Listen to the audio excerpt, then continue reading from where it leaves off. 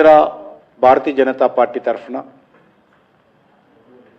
అన్ని రాష్ట్రాలలో కూడా అన్ని రాష్ట్రాల రాజధానుల్లో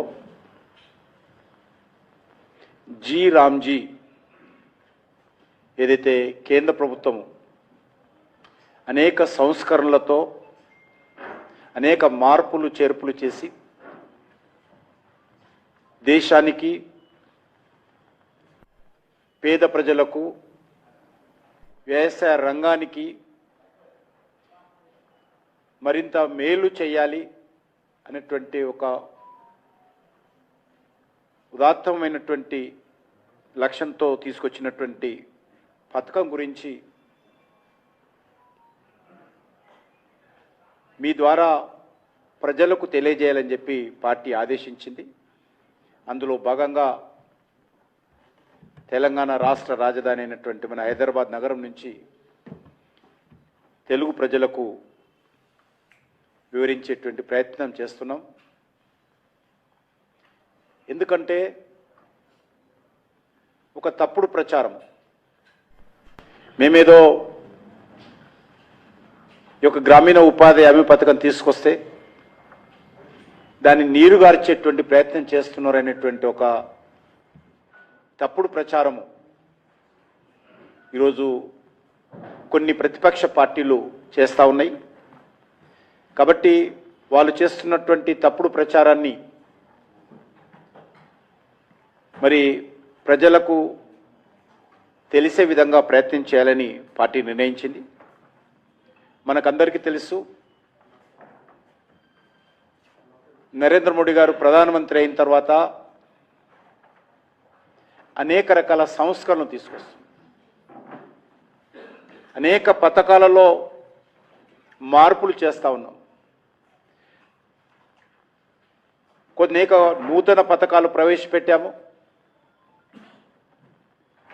ఇప్పటికే అమల్లో ఉన్నటువంటి అనేక పాత పథకాల్లో వచ్చినటువంటి అనుభవాలు, వచ్చినటువంటి ఫలితాలు, వాటన్నిటిని కూడా జాగ్రత్తగా పరిశీలించి ప్రజలకు దేశానికి ఉపయోగపడేటువంటి అనేక మార్పులు తీసుకురావడం జరిగింది. అందులో జిఎస్టీ, ఈ రకంగా అనేక పథకాలు, జిఎస్టీ తీసుకుంటే కూడా పన్నుల విధానంలో మార్పు తీసుకొచ్చాం, బడ్జెట్ ప్రవేశపెట్టడంలో మార్పులు తీసుకొచ్చాం, గ్రామీణ ఆర్థిక వ్యవస్థ మెరుగుపరచడం కోసం మార్పులు తీసుకొచ్చాం. కాబట్టి ఒక నిరంతరమైనటువంటి ప్రక్రియలో భాగంగా గ్రామీణ ఉపాధి హామీ పథకం మార్పులు తీసుకొచ్చి దేశ అభివృద్ధికి, పేద ప్రజలకు మేలు చేసేటువంటి కార్యక్రమం చేపట్టడం జరిగింది. అందులో భాగంగానే గత పార్లమెంటు శీతాకాల సమావేశాలలో ఈ బిల్లును ప్రవేశపెట్టడం జరిగింది. ముఖ్యంగా ఈ మార్పులతో పాటు ఈ పథకంలో టెక్నాలజీ ఉపయోగించడం, అకౌంటబిలిటీ, జవాబుదారీతనాన్ని ఈ పథకంలో తీసుకొచ్చాము. గ్రామీణ పేద ప్రజల సాధికారతకు పెద్దపీట వేస్తూ ఉన్నాం. గ్రామీణ పేద ప్రజలకు సంబంధించి కూలీలకు పని దినాలు పెంచే ప్రయత్నం చేస్తూ ఉన్నాం. ముఖ్యంగా గ్రామ పంచాయతీలకు ఏదైతే ప్రజల ద్వారా ఎన్నుకున్నటువంటి గ్రామ పంచాయతీల నేతృత్వంలో గ్రామ సభలు నిర్వహించి ఆ సభలకు ఈ యొక్క ఉపాధి హామీ పథకం అమలు చేసేటువంటి కార్యక్రమంలో కూడా వాళ్ళకి అధికారాలు కూడా ఈ చట్టంలో తీసుకురావడం జరిగింది. ఉపాధి కూలీలకు గతంలో సంవత్సరానికి 100 రోజులు పని దినాలు కల్పించాలనేటువంటి మరి చట్టం ఉండేది. ఈరోజు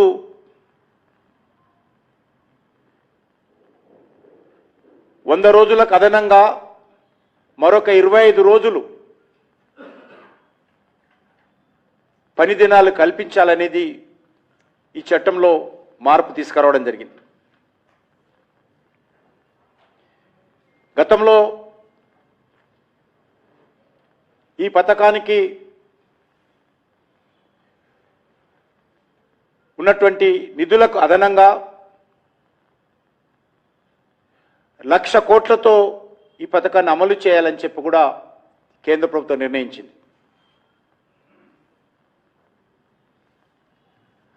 దేశ అభివృద్ధిలో గ్రామాలను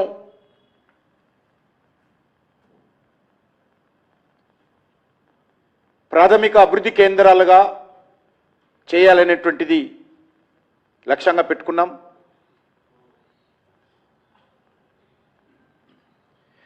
గ్రామ సభల ద్వారా ఆయా గ్రామాలలో ఉన్నటువంటి స్థానిక సమస్యలను దృష్టిలో పెట్టుకొని గ్రామాల వారీగా అభివృద్ధి ప్రణాళికలు రూపొందించుకొని ఈ యొక్క పథకాన్ని అమలు చేసేటువంటి మార్పులు తీసుకొచ్చాం. ఇందులో అనేక రకాలుగా గతంలో ఏ రకంగా ఉండిందో మీకు అందరికీ తెలుసు.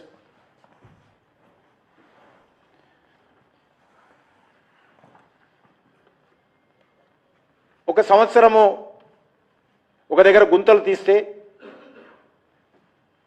మళ్ళీ వచ్చే సంవత్సరం అక్కడనే మళ్ళీ గుంతలు తీయాల్సిన పరిస్థితి ఉండేది. అసలు గుంతలు తీసిరా లేదా కూడా, ఆ గుంతలు ఎందుకోసం తీస్తున్నారు కూడా అకౌంటబిలిటీ జవాబుదారం లేదు,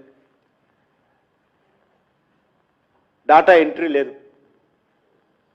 ఎవరికి లాభం జరుగుతుంది? రైతులకు లాభం జరిగిందా? పేదలకు లాభం జరిగిందా? రైతుల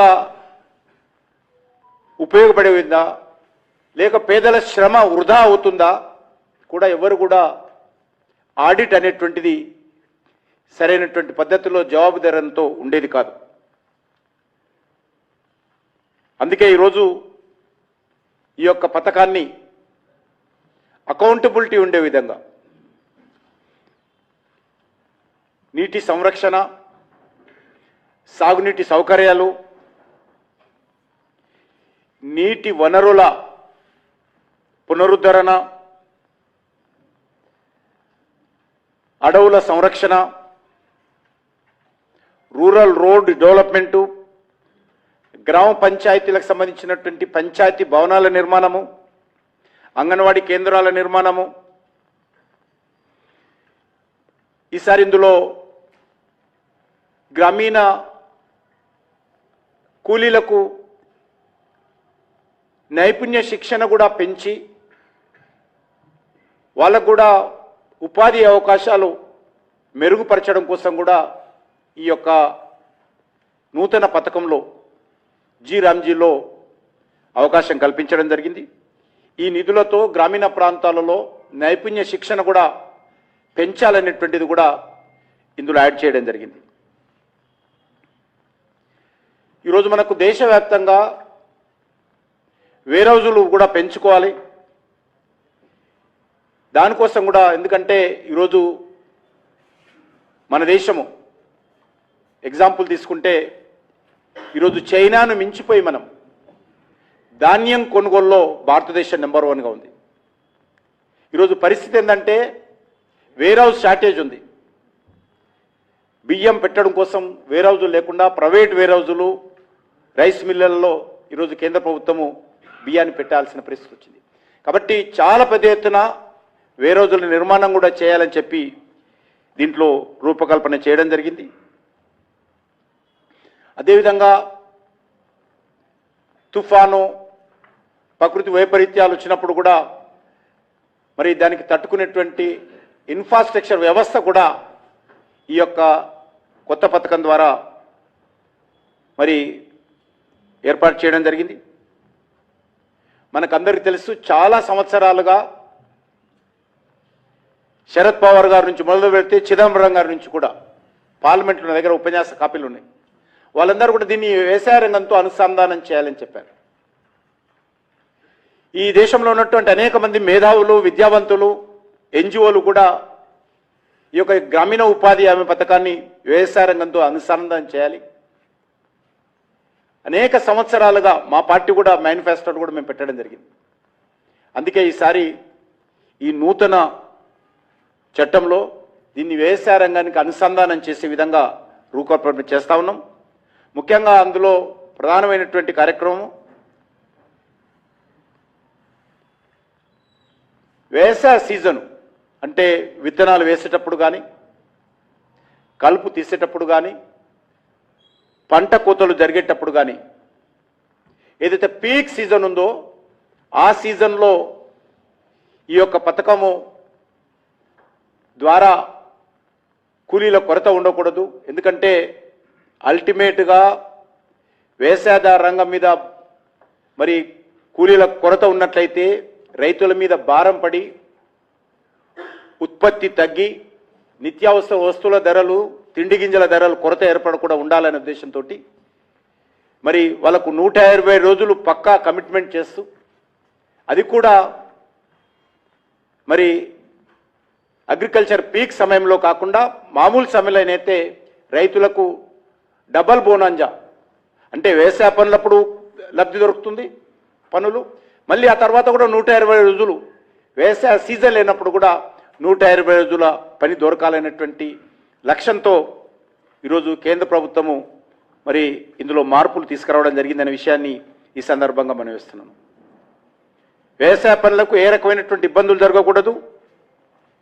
కార్మికులకు పని దినాలు కూడా 165కు ప్లస్ పని దినాలు కూడా దొరికే అవకాశం ఉంది ఈ మార్పు ద్వారా. కేంద్ర ప్రభుత్వం ఉపాధి హామీ పథకం ద్వారా ఇచ్చేటువంటి 125 డేస్ పనులు దినాలు ప్లస్ వ్యవసాయ రంగం ద్వారా రైతుల దగ్గర వ్యవసాయ రంగం కోసం పనిచేస్తే ఇటు దేశానికి ఉపయోగము, రైతులకు ఉపయోగము, రైతు కూలీలకు పని దినాలు పెరుగుతాయి. దాంతోపాటు వ్యవసాయ రంగం మీద ఖర్చు కొంత తగ్గడానికి అవకాశం ఉంది కూలీల కొరత కారణంగా. తిండి గింజలు కూడా ఉత్పత్తి పెరుగుతుందనే విషయాన్ని ఈ సందర్భంగా మనం చేస్తా ఉన్నాం.